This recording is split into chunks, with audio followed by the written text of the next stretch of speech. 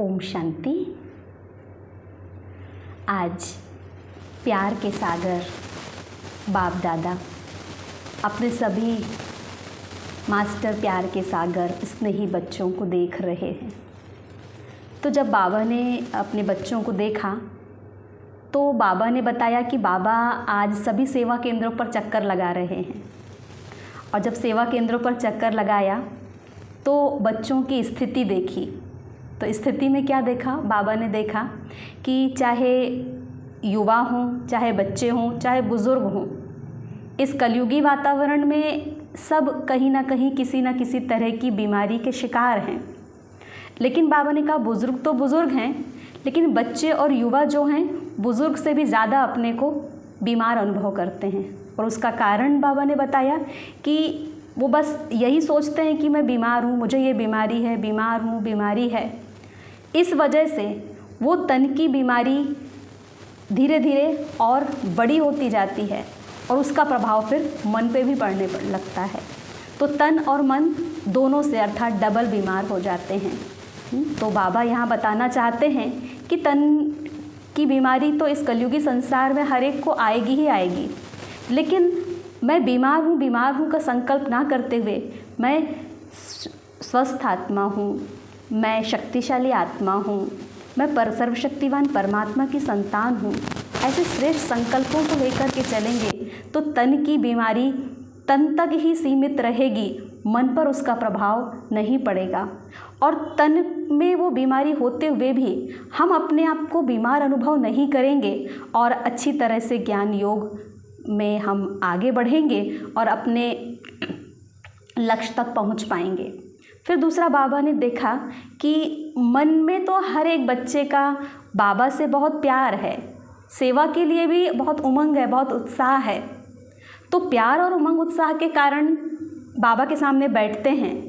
तो बाबा ने कहा थोड़े समय तो अच्छे चलते हैं, थोड़े समय तो सीट पर सेट रहते हैं, लेकिन थोड़े समय के बाद अपसेट हो जाते हैं। तो बाबा ने बताया कि अपसेट होने का कारण ये है कि एकाग्रता में कमी है और दृढ़ता में कमी है। यदि एकाग्रता रहे, दृढ़ता रहे, दृढ़ संकल्प करके हम बैठें तो हम अपने मन को सही दिशा दे पाएंगे और अपने लक्ष्य तक पहुंच जाएंगे। तो मन एकाग्र कैसे हो? मन की एकाग्रता के लिए बाबा ने कहा कि जितना ज़्यादा हम मेडिटेशन में बैठेंगे, जितना ज़्यादा हम अपने को आत्मा हूँ का अभ्यास पक्का कराएंगे, उतना हमारे अंदर एकाग्रता आएगी और एकाग्रता फिर हमें लंबे समय तक सीट में सेट रहने में मदद करेगी। फिर साथ साथ बाबा ने गोल्डन जुबली वर्ष बच्चों ने मनाने की प्लानिंग की थी। तो गोल्डन जुबली मनाने के लिए बाबा ने कहा कि आप केवल गोल्डन जुबली मनाने जा रहे हैं या अपने आप को गोल्डन बना रहे हैं। बाबा ने कहा जुबली मनाना है तो मनाने के पहले बनना भी है, बनने के साथ साथ मनाना बाबा ने कहा ये सही है, केवल मनाना ये बाबा ने कहा सही नहीं है। तो चलिए आज हम 24 तारीख की बाबा की अव्यक्त मुरली रिवाइज्ड कोर्स है 22 दिसंबर 95। अव्यक्त वाणी का सार है, सर्व प्राप्ति संपन्न जीवन की विशेषता है अप्रसन्नता मुक्त और प्रसन्नता युक्त। यदि हम सर्व प्राप्तियों से संपन्न हैं तो अप्रसन्नता से मुक्त रहेंगे और प्रसन्नता युक्त होंगे। हमारा जीवन में प्रसन्नता बनी रहेगी, हर स्थिति में, हर परिस्थिति में हम प्रसन्न रहेंगे। आज प्यार के सागर बाप दादा अपने प्रेम स्वरूप आत्माओं को देख रहे हैं। हर एक के दिल में परमात्म प्यार समाया हुआ है। ये परमात्म प्यार प्राप्त भी एक ही जन्म में होता है। कौन सा एक जन्म? ये वर्तमान का संगम युग का जो ये हमारा ब्राह्मण जन्म है, ये परमात्म प्यार प्राप्त किया हुआ जन्म है। 83 जन्म देव आत्माएं व साधारण आत्माओं द्वारा मिला। सोचो, याद करो, सारे कल्प का चक्कर लगाओ। स्वदर्शन चक्रधारी होना तो 1 सेकंड में सारे कल्प का चक्कर लगाया। 83 जन्मों में परमात्म प्यार मिला था?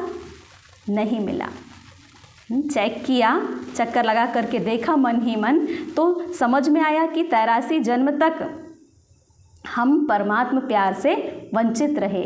हमें परमात्मा की पहचान ही भूल गई, अपने पिता की पहचान ही भूल गई। लेकिन अभी संगम युग पर हमें अपने पिता की पहचान मिली, अब हम उनका प्यार प्राप्त कर रहे हैं। ये हमारे लिए परम सौभाग्य की बात है। सिर्फ इस संगम पर एक जन्म में परमात्मा प्यार प्राप्त हुआ तो अंतर को जान लिया ना। आत्माओं का प्यार और परमात्मा प्यार कितना अंतर है। आत्माओं से जो प्यार मिलता है वो कहीं ना कहीं स्वार्थ भरा होता है, ये हम सब समझ पा रहे हैं। और जिन्होंने परमात्मा प्यार का अनुभव कर लिया है वो समझ रहे हैं कि ये आत्माओं से जो प्यार मिला है इसकी तुलना में परमात्मा प्यार सर्वश्रेष्ठ है। आत्माओं का प्यार अल्प है और परमात्मा प्यार अनंत है। बाबा कहते हैं साधारण आत्माओं का प्यार कहाँ ले गया, क्या प्राप्त कराया। विचार करके देखिए कि साधारण मनुष्य आत्माओं से जो प्यार मिला उस प्यार ने हमें कहाँ ले गया, कहाँ पहुँचाया।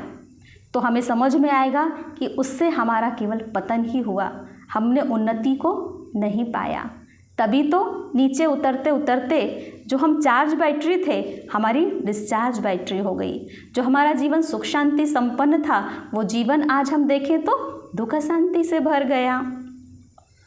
तो बाबा कहते हैं और परमात्मा प्यार कहाँ ले जाता, अपने स्वीट होम और स्वीट राजधानी में। आत्म प्यार राज्य भाग्य गंवाता और परमात्मा प्यार राज्य भाग्य दिलाता है। तो बाबा कहते और इसी जन्म में दिलाता, ऐसे नहीं कि सिर्फ भविष्य के आधार पर चल रहे हो, नहीं, डायरेक्ट परमात्मा प्राप्ति तो अब है। वर्तमान के आगे भविष्य कुछ भी नहीं है। वर्तमान समय जब हम बाबा के बच्चे बनते हैं, हम बाबा की मुरली सुनते, बाबा को याद करते हैं, बाबा से अपना कनेक्शन जोड़ने की वजह से बाबा से जो प्यार का, दुलार का, पालना का अनुभव होता है वो अनुभव बहुत विशेष है। इसीलिए बाबा ने कहा कि अभी ही हमको मिलता, ऐसा नहीं कि भविष्य में मिलेगा, अभी भी हमको प्यार की प्राप्ति होती है। डायरेक्ट परमात्मा प्राप्ति तो अब है, वर्तमान के आगे भविष्य कुछ भी नहीं है। अभी भगवान का जो प्यार दुलार संगम युग पर हम ब्राह्मण आत्माएं महसूस कर रही हैं, बाबा ने कहा वो स्वर्ग के आराम के सुख की तुलना में बहुत ज़्यादा है। वो स्वर्ग का जितना होगा उससे कहीं ज़्यादा वर्तमान में बाबा से जो मिल रहा है वो हम आत्माएं महसूस कर रही हैं। आप लोग गीत गाते हो ना कि स्वर्ग में क्या होगा और क्या नहीं होगा, और अभी का गीत क्या है? अभी का गीत क्या है? पाना था सो पा लिया। पा लिया, पांडवों ने पा लिया। गोपियों का तो गायन ही है, इस समय का गायन है, अप्राप्त नहीं कोई वस्तु ब्राह्मणों के खजाने में। देवताओं के खजाने में नहीं, ब्राह्मणों के खजाने में। देवताओं के पास संपत्ति, वैभव, संबंध सब होंगे, लेकिन परमात्मा नहीं होंगे, परमात्मा प्यार नहीं होगा। और इस संगम युग पर हम ब्राह्मणों के पास परमात्मा भी हैं तो परमात्मा के मिले हुए सर्व खजाने भी हैं। इसीलिए ये ब्राह्मण जीवन देवताओं से भी उत्तम गाया हुआ है। तो अभी ब्राह्मण होना तो अनुभव करते हो कि अप्राप्त नहीं कोई वस्तु, और ये प्राप्तियां अविनाशी हैं, अल्पकाल की नहीं हैं। तो जिसको सर्व प्राप्तियां हैं उसके जीवन में क्या विशेषताएं होंगी? सब प्राप्तियां हैं, एक भी कम नहीं है, तो उसकी चलन और चेहरे में क्या विशेषता दिखाई देगी? क्या दिखाई देगी? अप्रसन्नता मुक्त और प्रसन्नता युक्त होंगे, सदा प्रसन्न चित्त होंगे। कुछ भी हो जाए लेकिन सर्व प्राप्तिवान अपनी प्रसन्नता छोड़ नहीं सकता। अप्रसन्नता कभी भी होती है तो चेक करो कि अप्राप्ति का अनुभव होता है या सर्व प्राप्तियों का। आज बाप दादा ने बहुत ही सेवा केंद्र और उपसेवा केंद्र देखे, विदेश में नहीं देश में सेवा केंद्र देखे। सेवा केंद्र में विशेष तो सेवाधारी हैं, तो आज चक्कर लगाते हुए सेवाधारी और सेवा स्थान दोनों देखे। हर एक स्थान में चाहे छोटे चाहे बड़े सभी में चेक किया कि सेवाधारी तन से मन से धन से और सेवा के संबंध संपर्क से कितने प्रसन्न हैं। क्या क्या चेक किया कि सेवाधारी तन से मन से धन से सेवा के संबंध संपर्क से कितने प्रसन्न हैं, क्योंकि विशेष तो यही बातें हैं ना। तो क्या देखा, तन तो सबके पुराने हैं ही, चाहे जवान हैं चाहे बड़े हैं, बच्चे और ही बड़ों से भी कहाँ कहाँ कमज़ोर हैं।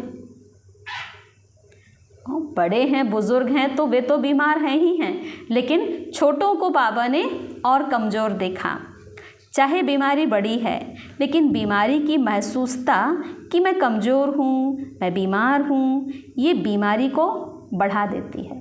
संकल्प कमज़ोर हैं तो बीमारी बढ़ती है, क्योंकि तन का प्रभाव मन पर आ गया तो डबल बीमार हो गए। तन और मन दोनों से डबल बीमार होने के कारण बार बार सोल कॉन्शियस के बजाय बीमारी कॉन्शियस हो जाते हैं। तो क्या देखा कि तन से तो मेजॉरिटी बीमार कहो या हिसाब किताब चुकतू करना कहो कर ही रहे हैं, लेकिन 50% डबल बीमार और 50% सिंगल बीमार हैं। बाकी होना क्या चाहिए, कभी भी मन में बीमारी का संकल्प नहीं लाना चाहिए। तन है भी बीमार तो भी मन में बीमारी का संकल्प नहीं लाना चाहिए। मैं बीमार हूँ, मैं बीमार हूँ, लेकिन होता क्या है, ये पाठ पक्का हो जाता है कि मैं बीमार हूँ। फिर कोई भी सेवा है, कुछ भी है, तो बीमारी है उस समय या नहीं है, अच्छा भी है तो भी संकल्प क्या रहता है, मैं बीमार हूँ। और बीमार होने की वजह से वो सेवा में फिर रुचि नहीं रहती है और सेवा से भी वंचित रह जाते हैं। कभी कभी किसी समय बीमार होते नहीं हैं, लेकिन मन में खुशी नहीं है तो बहाना करेंगे कि मेरे कमर में दर्द है, क्योंकि मेजॉरिटी को या तो टांग में दर्द होता है या फिर कमर में दर्द होता है। कई बार दर्द होता नहीं है, फिर भी कहेंगे मेरे को कमर में दर्द है। अभी उसकी चेकिंग कैसे हो, डॉक्टर के पास इसका कोई थर्मामीटर है? कमर दर्द का बाबा ने कहा कोई थर्मामीटर है, तो कमर दर्द है या नहीं वो चेक कर सके। एक्सरे कराओ, ये कराओ, वो तो और ही खर्चा लगाओ। तो क्या देखा, तन के बारे में सुनाया। कई सेवाधारी ऐसे दिखाई दिए। सेवाधारी आप सभी हो, ऐसे नहीं समझना सिर्फ टीचर्स की बात है। बाबा सेवा केंद्र का चक्कर लगाते हुए बातें बता रहे हैं, तो बाबन का ये नहीं समझना कि सिर्फ टीचर्स की बात है। बात तो सेवाधारी की है, और सेवाधारी तो बाबा का हर बच्चा है। सेवाधारी आप प्रवृत्ति वाले भी हो ना, कि जो सेंटर पर रहते हैं वो सेवाधारी हैं। आप लोग प्रवृत्ति में रहने वाले भी सेवाधारी हो। कभी आपके घरों का भी चक्कर लगाएंगे। अभी सेवा केंद्र का चक्कर लगा रहे हैं बाबा, और बाबा ने कहा आगे प्रवृत्ति में रहने वालों के भी घरों का चक्कर लगाएंगे। तो ध्यान रखना कि बाबा कभी भी चक्कर लगाने आए तो हम कैसे चल रहे हैं, कैसे खा रहे, कैसे उठते, कैसे बैठते, कैसे सोते हैं, वो सब चेक करेंगे। इसीलिए अभी से हम अलर्ट हो जाएं। आप लोग प्रवृत्ति में रहने वाले भी सेवाधारी हो। कभी आपके घरों का भी चक्कर लगाएंगे, देखेंगे कि कैसे सोते हैं, कैसे उठते, डबल बेड है, सिंगल बेड है। अच्छा, ये तो आज के चक्कर की बात है। आजकल के हिसाब से दवाइयाँ खाना ये बड़ी बात नहीं समझो। बीमारी है, रोज़ रोज़ दवा खाना पड़ रहा है, तो बाबा ने कहा उसमें परेशान नहीं हो। हाँ, इसको बड़ी बात नहीं समझो, क्योंकि कलयुग का वर्तमान समय सबसे शक्तिशाली फ्रूट ये दवाइयाँ हैं। हाँ, कलयुग का सबसे शक्तिशाली फ्रूट क्या बताया बाबा ने? दवाइयाँ। क्योंकि कलयुग में सब बीमार हैं और दवा खा करके इस शरीर को चला रहे हैं। तो दवा खा रहे हैं ये ना समझते हुए समझना ये है कि इस शरीर के द्वारा सेवा करने के लिए, इस शरीर से सेवा कराने के लिए हम इसको फ्रूट दे रहे हैं। देखो कोई रंग बिरंगी तो है ना, दवाइयाँ रंग बिरंगी तो है ना, कलयुग के लास्ट का यही एक फ्रूट है, तो खा लो प्यार से, दवाई को खा लो प्यार से फ्रूट समझकर। दवाई खाना ये बीमारी याद नहीं दिलाता। अगर दवाई को मजबूरी से खाते हो तो मजबूरी की दवाई बीमारी याद दिलाती है, और शरीर को चलाने के लिए एक शक्ति भर रहे हैं, उस स्मृति से खाएंगे तो दवाई बीमारी याद नहीं दिलाएगी, खुशी दिलाएगी। तो कैसे समझकर दवाई खाना है, क्या समझकर खाना है, ये भी हमें आज पता चला। खुशी दिलाएगी तो बस 2-3 दिन में दवाई से ठीक हो जाएंगे, और दवाई से ठीक हो जाएंगे तो फिर इस शरीर से अच्छी तरह सेवा कर पाएंगे।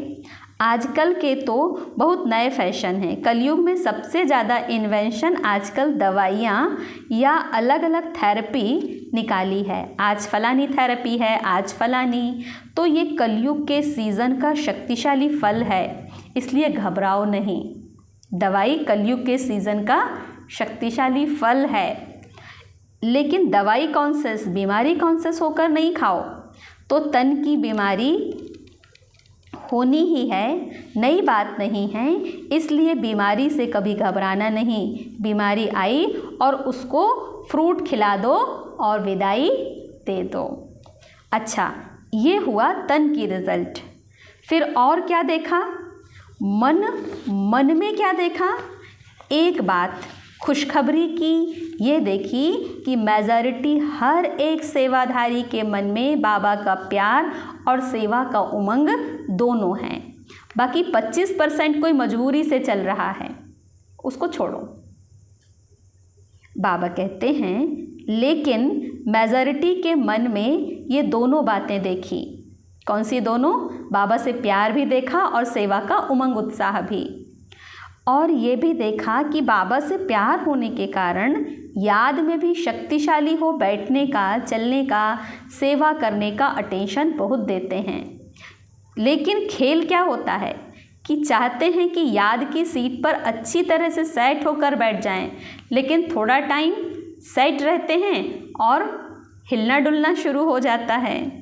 जैसे बच्चा होता है, उसको ज़्यादा टाइम सीट पर बिठाओ तो थोड़ी देर बैठेगा, फिर हिलने लगेगा, तो हिलेगा ज़रूर। तो मन भी अगर कंट्रोल में, ऑर्डर में नहीं है तो थोड़ा टाइम तो बहुत अच्छे बैठते चलते हैं, सेवा भी करते हैं, लेकिन कभी सेट होते हैं और कभी अपसेट हो जाते हैं। कारण क्या है? होना चाहते हैं सेट, लेकिन अपसेट क्यों होते हैं? कारण क्या? एकाग्रता की शक्ति, दृढ़ता की शक्ति उसकी कमी है। प्लान बहुत अच्छा सोचते हैं, ऐसे बैठेंगे, ये अनुभव करेंगे, फिर ये सेवा करेंगे, फिर ऐसे चलेंगे, लेकिन कर्म करने में या बैठे बैठे भी दृढ़ता की शक्ति कम हो जाती है और बातों में मन बुद्धि बढ़ जाते हैं। चाहे काम में बिजी नहीं हैं, लेकिन व्यर्थ संकल्प से ये बड़ा काम है जो अपने तरफ खींच लेता है। तो काम स्थूल काम नहीं भी हो, लेकिन दृढ़ता की शक्ति बटने के कारण मन और बुद्धि सीट पर सेट होने के बजाय हलचल में आ जाते हैं। बाप दादा ने आप सबको जो काम दिया था वो देखा। डायमंड जुबली के लिए बाबा ने जो होमवर्क दिया था, अब बाबा ने आगे वो देखा। बाप दादा के पास सब चिट्ठियाँ पहुँची, लेकिन कई बच्चे बड़े चालाक हैं। अब चालाकी कौन सी करते हैं सुनिए। चालाकी क्या करते हैं? चिट्ठी लिखते हैं, लेकिन चिट्ठी में नाम नहीं लिखते हैं। समाचार लिखते भी हैं, लेकिन नाम नहीं लिखते हैं। ऐसे समझकर करते हैं, बाबा तो जानता है। तो बाबा ने बहुत अच्छा समझाया आगे। जानता है, फिर भी अगर काम दिया है तो काम तो पूरा करो ना। टीचर अगर कहे ये लिख कर आओ, और टीचर को कहो कि आप तो जानते हो ना मुझे ये लिखना आता है, तो टीचर मानेगा? बिना लिखे नहीं मानेगा। तो कई तो नाम ही नहीं लिखते, लेकिन जो भी जिस ग्रुप में काम दिया है मेजॉरिटी सबकी ये खुशी की बात देखी कि सबने लिखा है कि हम डायमंड जुबली तक करके दिखाएंगे। ये मेजॉरिटी का है, आप सबका भी है। जीवन मुक्त हो जाएंगे। अगर सभी बातों से मुक्त हो गए तो क्या हो जाएंगे? जीवन मुक्त हो जाएंगे ना। तो सभी ने अपनी हिम्मत उमंग अच्छा दिखाया, चाहे फॉरेन वाले ने चाहे भारत वालों ने। उमंग उत्साह सभी का अच्छा है। कोई ने, बहुत थोड़ों ने लिखा है कि हमको टाइम लगेगा, जीवन मुक्त बनने में टाइम लगेगा। लगने दो उन्हों को, जो समझते हैं कि टाइम लगेगा, बाबा ने कहा उन्हों को लगने दो। उनके कहने से आप भी ऐसे मत समझने लग जाओ कि हमें भी टाइम लगेगा। आप लोग तो जीवन मुक्त हो जाओ। तो रिजल्ट में देखा कि सभी को उमंग है कि डायमंड जुबली में कुछ करके दिखाएं, लेकिन बाप दादा ने देखा कि जितना अपने आप को डायमंड बनाने का उमंग उत्साह है, उतना ही डायमंड जुबली वर्ष में सेवाओं के प्लान भी बहुत फास्ट बनाए हैं।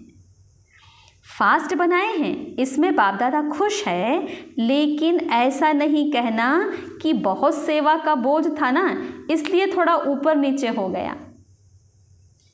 ये बाप दादा नहीं चाहते। सेवा जो स्वयं को और दूसरों को डिस्टर्ब करे वो सेवा नहीं है, बाबा कहते उसको स्वार्थ। इसीलिए सेवा करो लेकिन डिस्टर्ब होने वाला काम ना हो। चाहे अपना चाहे दूसरे का स्वार्थ जब पूरा नहीं होता है तब सेवा में डिस्टर्बेंस होती है। इसलिए स्वार्थ से न्यारे और सर्व के संबंध में प्यारे बनकर सेवा करो।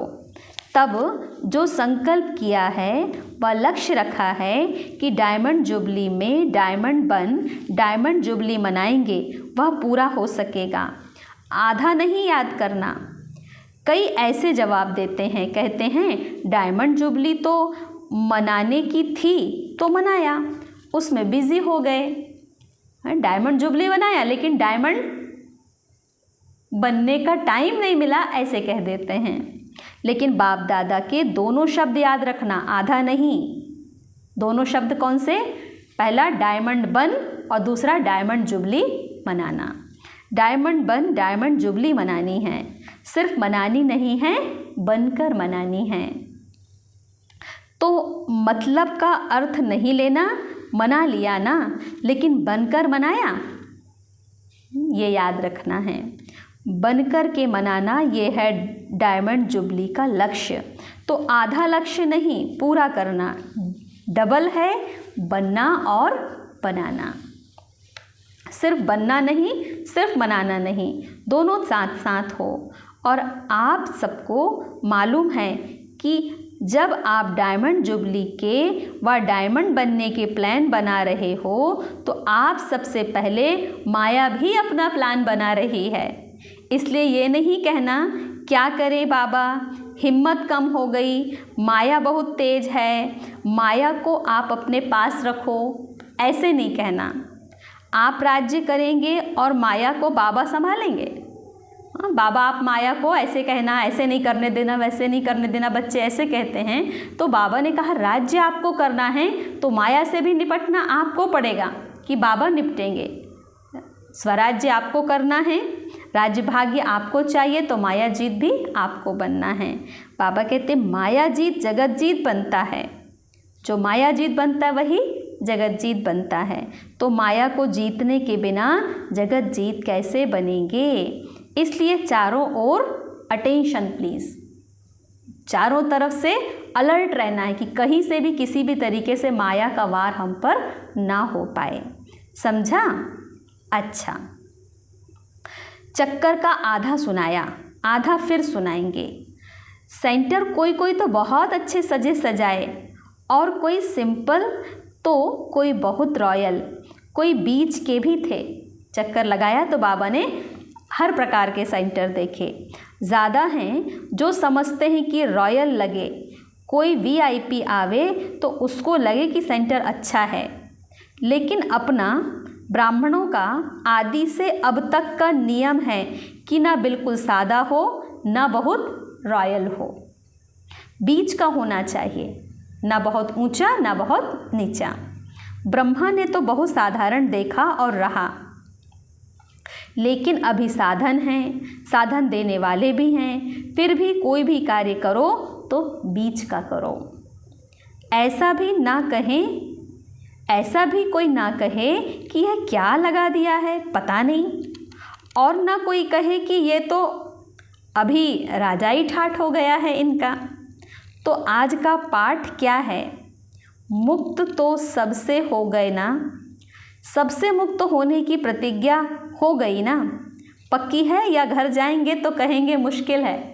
बाबा के सामने सुन रहे हैं तो उमंग उत्साह है, लेकिन बाबा ने कहा इसको बरकरार रखना, ऐसे नहीं कि घर जाते जाते नशा उड़ जाए, पक्का रहना।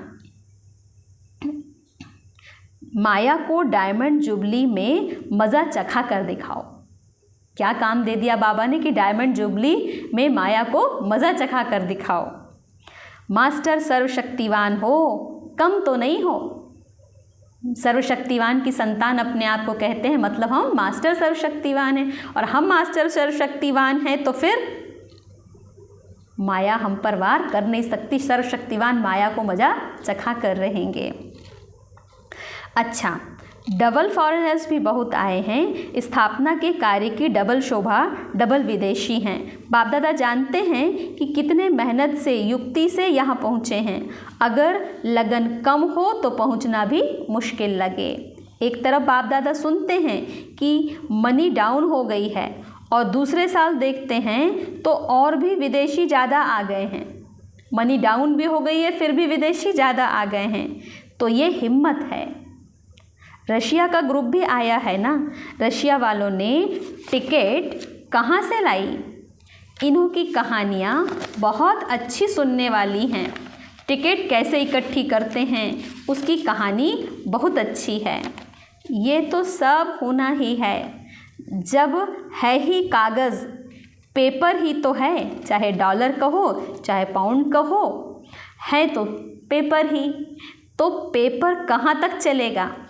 सोने का मूल्य है, हीरे का मूल्य है, पेपर का क्या है? मनी डाउन तो होनी ही है, और अपनी मनी सबसे ज़्यादा मूल्यवान है। हाँ, आपकी मनी सबसे ज़्यादा मूल्यवान है। जैसे शुरू में अखबार में डलवाया था ना कि ओम मंडली रिचेस्ट इन द वर्ल्ड। कमाई का साधन कुछ नहीं था, लेकिन फिर भी रिचेस्ट इन द वर्ल्ड कहलाने लायक थे।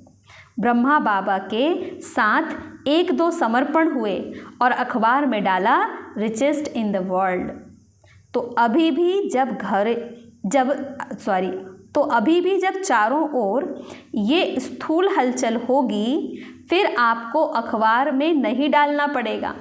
अभी हम प्रोग्राम करते हैं, कुछ भी करते हैं तो उसकी न्यूज़ हमें अखबार में डालनी पड़ती है, लेकिन बाबा ने कहा थोड़ा समय और आगे बढ़ेगा, हलचल होगी, तब आपको अखबार में नहीं डालना पड़ेगा। अखबार वाले स्वयं आपके परिस्थिति में भी स्थिर रहने की जो न्यूज़ है वो ऑटोमेटिक अखबार में डालेंगे। तो बाबा ने कहा तो अभी भी जब चारों ओर ये स्थूल हलचल होगी, फिर आपको अखबार में नहीं डालना पड़ेगा। आपके पास अखबार वाले आएंगे और खुद ही डालेंगे, टीवी में दिखाएंगे कि Brahma Kumaris richest in the world. कितनी खुशी की बात है। हाँ, बाबा कहते हैं ना कि धीरज धर मनुआ, तेरे सुख के दिन आए कि आए। तो बस अब वो दिन आने वाले हैं, क्योंकि आपके चेहरे चमकते रहेंगे, कुछ भी हो जाए। हलचल में दुनिया परेशान रहेगी, रोती रहेगी, हार्ट फेल होते रहेगी, चीखती रहेगी, और हमें याद रहेगा कि ये जो कुछ भी हो रहा है इसमें हमारा फ़ायदा है, हमारी नई दुनिया के लिए, नई दुनिया आने के लिए ये सब कुछ हो रहा है। तो हम खुश रहेंगे, तो हमारी खुशी देख करके लोग हमारे पास आएंगे। तो बाबा कहते हैं इसकी अभी से हमें तैयारी करनी है। दिन में खाने की रोटी भी नहीं मिले तो भी आपके चेहरे चमकते रहेंगे खुशी में। तो चारों ओर होगा दुख और आप खुशी में नाचते रहेंगे। इसी को ही कहते हैं मेरुआ मौत मलू का शिकार। इसलिए बाप दादा ने आज कहा कि ब्राह्मण जो सच्चे हैं, ब्राह्मण जीवन में श्रेष्ठ जीवन के लक्ष्य वाले हैं, उसकी विशेषता है प्रसन्नता। चाहे कोई गाली भी दे रहे हों तो भी आपके चेहरे पर दुख की लहर नहीं आनी चाहिए। प्रसन्न चित्त। गाली देने वाला भी थक जाएगा। हाँ, बाबा ने कहा आप प्रसन्न रहेंगे तो गाली देने वाला भी थक जाएगा। हो सकता है, अब पूछ रहे हैं क्या ऐसा हो सकता है कि कोई गाली देते रहे और हम फिर भी प्रसन्न रहें? तो स्वमान में स्थिर रहेंगे, राज को बुद्धि में रखेंगे तो रह सकते हैं। यह नहीं कि उसने 1 घंटा बोला, मैंने सिर्फ 1 सेकंड बोला मतलब लगातार हलचल में नहीं आए, लेकिन सेकंड में भी हलचल में आए, सेकंड के लिए भी, तो वो गलत हो जाएगा। बाबा कहते सेकंड भी बोला या सोचा, शक्ल पर अप्रसन्नता आई तो फेल हो जाएंगे। इतना हमें अपने आप को अभी परिपक्व करना है। इतना सहन किया ना, 1 घंटा सहन किया, फिर गुब्बारे से गैस निकल गई तो गैस वाले गुब्बारे नहीं बनना। और चाहिए ही क्या? बाप मिला, सब कुछ मिला। गीत तो यही गाते हो ना। क्या गीत गाते हो? कि बाबा मिला, सब कुछ मिला, पाना था सो पा लिया। तो ऐसे टाइम पर ऐसी ऐसी बातें याद करो तो चेहरा नहीं बदलेगा। ऐसे नहीं उसके आगे ज़ोर ज़ोर से हंसने लग जाओ। परेशान है कोई और आप ड्रामा के राज को जानते हो तो इसका ये मतलब भी नहीं है कि आपको रोना नहीं है कहा है तो आप हंसने लग जाओ ज़ोर ज़ोर से। ऐसे भी नहीं, हमारे में मैनर्स भी चाहिए, युक्ति युक्त होना चाहिए। हाँ, मुस्कुराहट होना चाहिए चेहरे पर। ज़ोर ज़ोर से हंसना ये कोई मैनर्स नहीं है। तो बाबा कहते हैं ऐसे नहीं उसके आगे ज़ोर ज़ोर से हंसने लग जाओ तो वो और ही गर्म हो जाए। प्रसन्नता अर्थात आत्मिक मुस्कुराहट, बाहर की नहीं, आत्मिक। तो आज का पाठ क्या रहा? सदा अप्रसन्नता मुक्त और प्रसन्नता युक्त। डबल समझा? अच्छा, चारों ओर के बाप दादा के प्रेम स्वरूप आत्माओं को, सदा स्वयं को अप्रसन्नता से मुक्त करने वाले तीव्र पुरुषार्थी आत्माओं को, सदा याद और सेवा के बैलेंस द्वारा सेवा की सफलता पाने वाले भाग्यवान आत्माओं को, सदा बाप को प्रत्यक्ष करने के उमंग उत्साह में रहने वाले देश विदेश दोनों के सर्व बच्चों को, बाप को अपनी खुशखबरी लिखने वाले, अपनी सेवा का उमंग रखने वाले ऐसे बाप के सदा स्नेही और समीप बच्चों को बाप दादा का याद प्यार और नमस्ते। हम बच्चों का भी बाप दादा को याद प्यार, गुड मॉर्निंग और नमस्ते। वरदान। अखंड स्मृति द्वारा विघ्नों को विदाई देने वाले मास्टर सर्वशक्तिमान भव। अखंड स्मृति द्वारा विघ्नों को विदाई देने वाले मास्टर सर्वशक्तिमान भव। संगम युग विघ्नों को विदाई देने का युग है। जिसको आधा कल्प के लिए विदाई दे चुके उसको फिर आने ना दो। काम, क्रोध, लोभ, मोह, अहंकार, ईर्ष्या, द्वेष, नफरत, घृणा, जिन चीज़ों को हमने बाबा को अर्पण कर चुके, बाबा ने कहा अब उनको आने ना दो। सदा याद रखो हम विजयी रत्न हैं, मास्टर सर्वशक्तिमान हैं। यह स्मृति अखंड रहे तो शक्तिशाली आत्मा के सामने माया का विघ्न आ नहीं सकता। विघ्न आया और मिटाया तो अखंड अटल नहीं कहेंगे। इसलिए सदा शब्द पर अटेंशन दो। सदा याद में रहने से सदा निर्विघ्न रहेंगे और विजय का नगाड़ा बजता रहेगा। स्लोगन। ईश्वरीय सेवा में खुद को ऑफर करना ही बाप दादा की आफरीन लेना है। हम जब ईश्वरीय सेवा में अपने आप को ऑफर करते हैं, आगे करते हैं, तो बाबा के तरफ से हमें मदद ऑटोमेटिक मिलती है और हम सेवा में सफल होते जाते हैं। अच्छा, ओम शांति।